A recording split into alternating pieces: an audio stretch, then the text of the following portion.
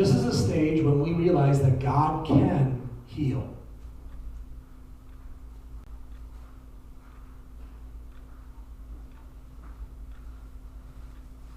It's this understanding that God is capable. Now, this is move that transition, because in our mind we say, "Oh yeah, God is our healer." Or we might say, "God is creator, and He created, and He's capable of healing." But this is the point when it transitions beyond me understanding what my Bible tells me and a realization that God is in fact capable. That I do believe that God is capable of healing.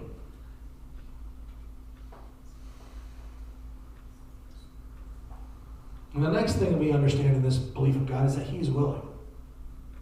Again, it's taking a transition from what I read in my Bible, when the Bible tells me He's willing, to really believing that God is in fact willing to do it.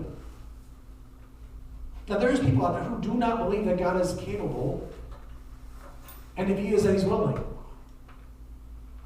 And you can tell people, there's times you hear people say, "Well, something like, well, I'm not sure if God can really do that." What they're saying is, "I don't know if God's capable." Or you'll have somebody say, "You know what, I know God is capable, but He won't do it for me." Because they're not sure that God is willing to do it for them, whether it's based in the fear that they're too sinful, or they're just not good enough, or God doesn't love them enough, or whatever their things that they're feeling, their feelings are making them believe that God's not willing. But this is that point when I actually arrive at the fact that I believe that God is willing. Now we're 2/3 of the way in the healing process, because one, I say I believe that God is capable, and now I say that I believe that God is willing, which then brings us to the next one. That God is going to heal.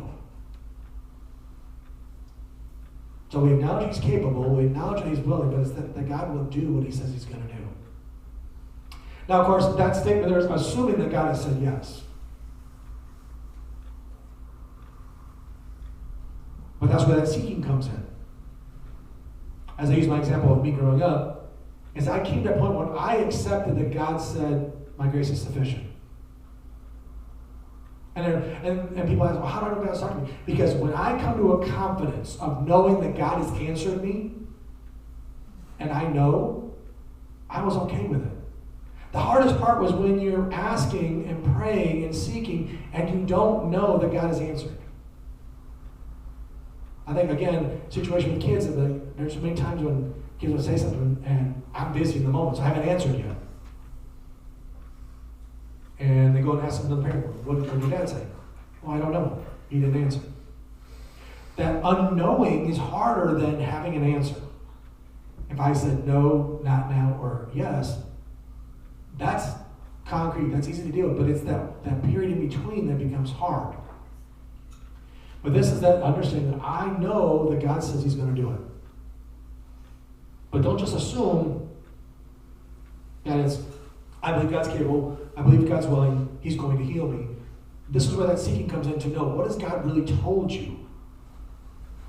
And knowing that He's a good God and that there's no reason why He would say no, that He's going to, but you have to arrive at what was His answer to you.